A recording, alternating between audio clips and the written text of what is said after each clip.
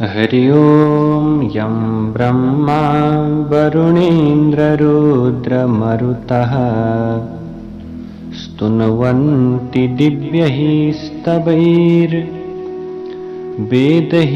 साङ्गपदक्रमोपनिषदैर्गायन्ति यं सामगाः ध्यानावस्थिततद्गतेन मनसा पश्यन्ति यं योगिनो यस्यान्तं न विदुः सुरासुरगणा देवाय तस्मै नमः। यसरी पराशर जीले मैत्रेय जीलाई बताउँदै जानुभयो। प्रचेताहरू धेरै समयसम्म तपस्यामा लागिरहेका कारणले गर्दा कसैद्वारा सुरक्षा नगरिएका पृथ्वीलाई वृक्षहरूले ढाकिसकेका थिए। त्यसै समयसम्ममा धेरै प्रजाहरूको पनि विनाश भइसकेको थियो। आकाश पूर्ण रूपमा वृक्षहरूले भरिरहेको थियो। यसै कारणले वायु चल्न सकेन तथा प्रजाहरूले पनि कुनै पनि प्रकारको किसिमको चेष्टा अर्थात् प्रयत्न गर्न सकेनन्। जलबाट बाहिर निस्किसकेपछि प्रचेताहरू ती पृथ्वीमा अरू विनाश गरेर अर्थात् अरूको प्रकारको विनाश गरेर मौलाएका रुखहरूलाई देखेर अत्यन्त क्रोधित भए। यसपछि उनीहरूले अत्यन्त रोषपूर्वक आफ्ना मुखबाट वायु र अग्निलाई उत्पन्न गराए। वायुले ती पृथ्वीका अत्यन्त फैलिएका वृक्षहरूलाई उखेलेर सुकाइदिए र अत्यन्त प्रचण्ड अग्निले ती सुकेका सम्पूर्ण वृक्षहरूलाई डढाएर सखाप गरिदिए। यस प्रकार त्यस समयमा त्यहाँ वृक्षहरूको विनाश हुन थाल्यो। त्यसपछि राजा सोमले वृक्षहरूको विनाश भइरहेको तथा केही मात्रामा मात्र वृक्षहरू बाँकी रहेको देखिसकेपछि ती वृक्षहरूको विनाश गर्ने कार्यलाई रोक्ने विचारले अभिप्रेरित भएर प्रजापति प्रचेताहरूको नजिकमा आएर भन्नुभयो, हे राजाहरू, हजुरहरूले आफ्नो क्रोधलाई शान्त गराउनुहोस्। मेरो कुरालाई ध्यानपूर्वक सुन्नुहोस्। म यी उखेलिएर बाँकी रहेका वृक्षहरूसँग हजुरहरूको सन्धि गराइदिन्छु। यिनै वृक्षहरूबाट उत्पन्न यी अत्यन्त सुन्दर वर्ण भएकी रत्नस्वरूप कन्याको मैले पहिलेदेखि नै भविष्यका विषयमा जानेर आफ्ना अमृतमय किरणहरूका माध्यमद्वारा पालन पोषण गरेको हुँ। ती वृक्षहरूकी कन्याको नाम मारिसा हो। हे यशस्वी राजाहरू, यिनी निश्चित रूपमा हजुरहरूकी पत्नी भएर हजुरहरूको वंशको अभिवृद्धि गराउनमा अत्यन्त प्रकारले यो प्रकारको कर्मका निम्ति नै उत्पन्न भएकी हुन्। त्यसैले हजुरहरूको आधा तेजबाट र मेरो आधा तेजको प्रभावले गर्दा यी कन्याका गर्भबाट अत्यन्त पराक्रमी एवं विद्वान दक्ष नाम भएका प्रजापति उत्पन्न हुनेछन्। आफ्नो तेजका कारणले अग्निका समान भएका ती दक्ष प्रजापतिले फेरि हजुरहरूका प्रजा अर्थात् सन्तानहरूको अत्यन्त अभिवृद्धि गराउनेछन्। पूर्वकालमा वेद जान्नेहरू मध्येमा सबैभन्दा श्रेष्ठ एउटा कण्डु नाम भएका मुनि थिए। उनले अत्यन्त मनमोहक गौतमी अर्थात् यस्तो प्रकारले के गरे, उनले अत्यन्त मनमोहक गोमती नदीका किनारमा बसेर अत्यन्त उत्कृष्ट तपस्या गरे।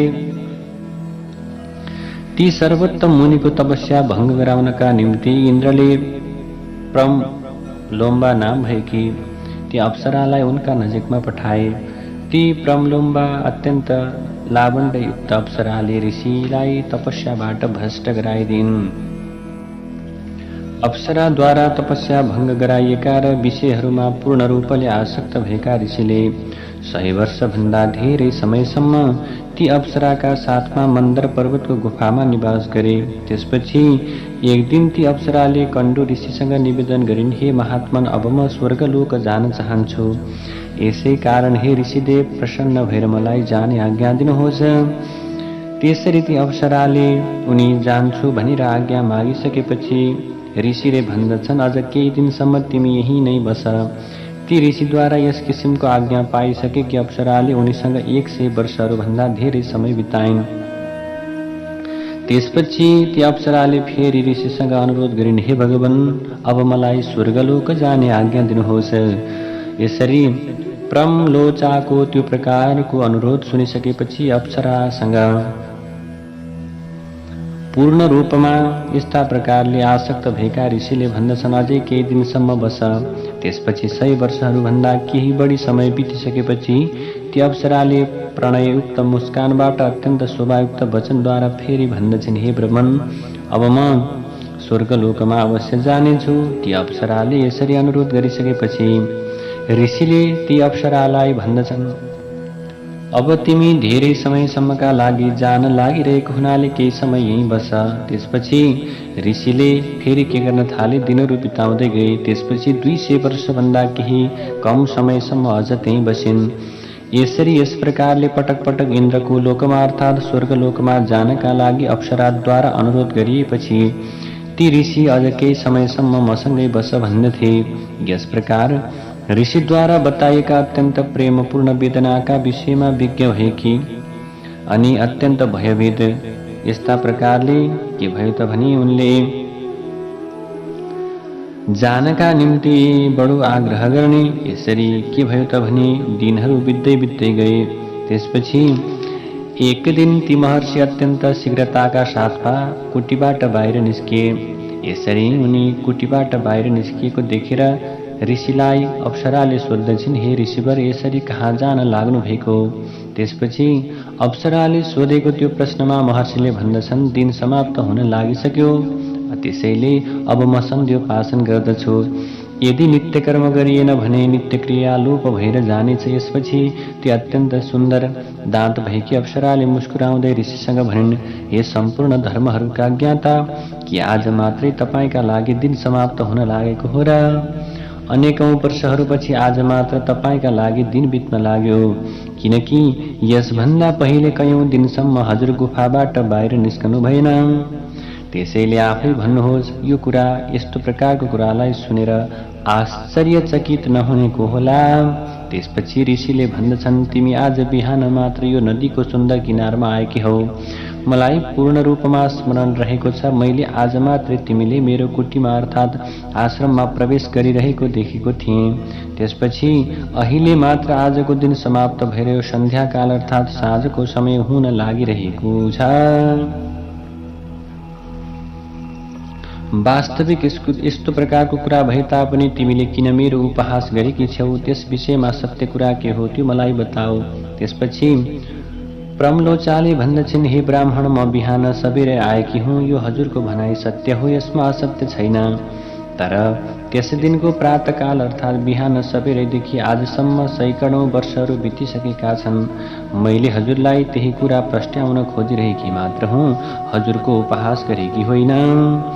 त्यसपछि अत्यन्त व्याकुलताका साथमा ती ब्राह्मणले ती अप्सरासँग सोध्दछन्, तिमीसँग विषयहरूको भोगमा लागेर रमण गर्दै मैले कति वर्ष बिताएँ, त्यस विषयमा मलाई सत्य बताऊ। त्यसपछि प्रमलोचाले भन्दछिन्, म यहाँ आइसकेपछि हजुरको र मेरो अत्यन्त यहाँ बसाइरह्यो। यसरी के भयो, 907 वर्ष 6 महिना 3 दिन बितिसकेका छन्। त्यसपछि ऋषिले भन्दछन्, तिमीले सत्य बताइरहेकी छौ अथवा तिमीले मेरो उपहास गरिरहेकी छौ? मेरो अनुभव अनुसार मैले यस स्थानमा तिमीसँग केवल 1 दिन मात्र बसेको छु। तिमी कसरी यति धेरै वर्षको गणना गरिरहेकी छौ? त्यसपछि प्रमलोचाले भन्दछिन्, हे ब्राह्मण, हजुरका अगाडि मैले कसरी असत्य बोल्न सक्छु र?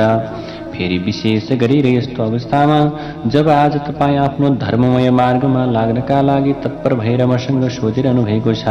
त्यसैले यसरी प्रकारले ती अप्सराको सत्यवचनलाई सुनिसकेपछि ती ऋषिले मलाई धिक्कार छ, मलाई धिक्कार छ, मलाई धिक्कार छ, यसरी स्वयं आफैलाई निन्दा गर्दै गर्दै उनी अत्यन्त चिन्तित अवस्थामा पुगे, अत्यन्त पश्चाताप गर्न थाले। त्यसपछि ती मुनिले भन्दछन्, मेरो सम्पूर्ण तपस्या नष्ट भयो। तपांसि मम नष्टानि हतं ब्रह्मविदां धनं हतो विवेकः केनापि योऽसिन् मोहाय निर्मिता। त्यसैले आज मेरो सम्पूर्ण तपस्या नष्ट भयो। जुन ब्रह्मज्ञानीहरूको सर्वोत्तम धन थियो त्यो सबै हरण भयो र ममा भएको बुद्धि विवेकको पनि हत्या भयो। अहो, आज म मोहको वशमा परेर यस्ता प्रकारले आफ्नो मनलाई पूर्ण रूपमा नियन्त्रणमा राखेर यसरी तरङ्गहरूबाट अथवा भनौँ मानसिक तरङ्गहरूभन्दा पूर्ण रूपमा अलग रहनुभएका यस्ता प्रकारका ब्रह्मलाई मैले प्राप्त गर्ने इच्छा हुँदा हुँदै पनि म आज कस्तो प्रकारको कुरामा गएर दिनहरू बिताएको रहेछु जसले मेरो बुद्धिलाई नष्ट गराइदियो। त्यसैले त्यो कामरूप महाग्रहलाई धिक्कार छ। वेदहरूका माध्यमद्वारा जान्न योग्य भगवानको प्राप्ति स्वरूप मेरा सम्पूर्ण व्रतहरूलाई यो नरकको गाउँमा जाने बाटो जस्तो यो प्रकारको खराब कर्मले नष्ट गराइदियो। यसै प्रकार अत्यन्त धर्मज्ञ ती ऋषिवरले स्वयं आफूलाई नै निन्दा गर्दै अर्थात् आफूबाट भएको अत्यन्त त्यो ठूलो भूललाई स्वीकार गर्दै गर्दै त्यहीँ बसिरहेको बेलामा ती अप्सरासँग यसरी भन्न थाले, हे पापिनी, अब तिमी आफ्नो इच्छाअनुसार जहाँ जान चाहन्छौ त्यहीँ जाऊ। तिमीले आफ्नो यस्तो प्रकारको यो समयलाई बिताइरहेकी छौ। त्यसैले म आफ्नो क्रोधका कारण अत्यन्त प्रज्वलित भएको अग्निका माध्यमद्वारा तिमीलाई भस्म गराउँदिन। किनकि सज्जनहरूको मित्रता 7 कदमसँगै हिँडेपछि नै अत्यन्त गाढा हुन्छ। त्यसैले म तिमीसँग धेरै वर्षहरू बिताइसकेको रहेछु। त्यसैले तिम्रो कुनै किसिमको यसमा दोष छैन। त्यसैले मैले तिमीप्रति रिस गरिरहन आवश्यक पनि छैन। सबैभन्दा ठुलो दोष त मेरै हो, किनकि म स्वयं नै अजितेन्द्रिय भएँ। यसैले आनन्दपूर्वक आफूले चाहेको स्थानमा जानका लागि तिमी स्वतन्त्र छौ। इन्द्रलाई आफ्नो अत्यन्त प्रिय बनाउनका लागि तिमीले मेरो तपस्याको विनाश गराइदेऊ। यसै कारण अत्यन्त भयानक अन्धकार र मोहजालको पोको एवं अति नै निन्दनीय तिमीलाई धिक्कार छ। त्यसरी ती महर्षिको यस्ता प्रकारले के गरे महर्षिले वार्तालाप गरे। त्यसै समयमा डराएका कारण अत्यन्त कम्पायमान शरीर भएकी ती अप्सराको सम्पूर्ण शरीर आफैबाट निस्किएको पसिनाले भिजेको थियो। यस प्रकार जसको सम्पूर्ण शरीर पसिनाबाट पूर्ण रूपमा भिजेको थियो र जो अत्यन्त भयभीत भएर थरथर काँपिरहेकी थिइन्, ती अत्यन्त सुकोमल शरीर भएकी अप्सरासँग मुनिहरूमा श्रेष्ठ कण्डुले अत्यन्त क्रोधपूर्वक भने, तिमी जाऊ, तिमी जाऊ। यस प्रकार ऋषिद्वारा पटक पटक गाली गरिएकी ती प्रम्लोचा ऋषिको आश्रमबाट निस्किएर आकाश मार्गबाट जाँदाको समयमा ती के भयो त भने अप्सराले आफ्नो शरीरबाट निस्केको पसिनालाई वृक्षहरूका पातहरूले पुछिन्। ती अप्सरा वृक्षहरूका पालुवा समान नवीन यस्ता प्रकारका पातहरूबाट आफ्नो शरीरमा हसिना पसिना भएर निस्केको त्यो पसिनालाई पसिना पुस्दै एउटा वृक्षबाट अर्को वृक्ष हुँदै आफ्नो गन्तव्यतर्फ गइन्। त्यस समयमा ऋषिले उनको शरीरमा जुन गर्भलाई स्थापित गराएका थिए, त्यसरी त्यो कारण निस्किएको पसिनाका रूपमा कमल नयनी अप्सराका शरीरबाट बाहिर निस्क्यो। त्यस अप्सराको गर्भलाई वृक्षहरूले ग्रहण गरी त्यो सर्वत्र छरिएर रहेको गर्भलाई वायुले एकत्रित गरिदिए र मैले आफ्ना किरणहरूका माध्यमद्वारा त्यसलाई पोषित गर्न थालेँ। त्यसपछि त्यो बिस्तारै बिस्तारै बढ्न थाल्यो। वृक्षहरूको अग्रभागबाट उत्पन्न भएकी ती कन्या मारिसाका नामबाट प्रख्यात भइन्। वृक्षहरू ती कन्या तिमीहरूलाई दिनका लागि तयार भएका छन्। यसै कारणले तिमीहरूले आफ्नो क्रोधलाई शान्त गरेर क्रोधलाई त्याग गरिदेऊ।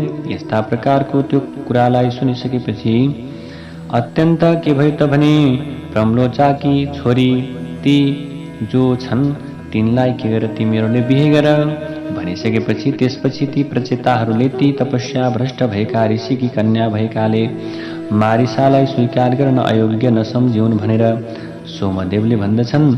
ती साधुहरूमा सर्वश्रेष्ठ भगवान पनि आफ्नो तपस्या भङ्ग भइसकेको हुनाले पुरुषोत्तम क्षेत्रनाम भएको भगवान श्री विष्णुको निवास रहेको भूमिमा गए। रहे राजकुमारहरू त्यहाँ ती महायोगीले अत्यन्त श्रद्धापूर्वक एकनिष्ठ भएर एकाग्र चित्तयुक्त हुँदै हुँदै ब्रह्मपारण मन्त्रको जप गर्दै ऊर्ध्वबाहु अर्थात् हातमाथि उठाएर रहेर भगवान श्री विष्णुको आराधना गर्न थाले। अर्थात् ती ऋषि आराधनामा पूर्ण रूपले लीन हुन थाले। श्री कृष्ण गोविन्द हरे मुरारे, हे नाथ नारायण वासुदेव, अनंत वैकुंठ मुकुंद कृष्ण, गोविंद दामोदर माधवेति। नमो भगवते तुभ्यं वासुदेवाय धीमहि, प्रद्युम्नाय निरुद्धाय, नमः संकर्षणाय च। ओम नमो भगवते वासुदेवाय। ओम नमो भगवते वासुदेवाय। ओम नमो भगवते वासुदेवाय।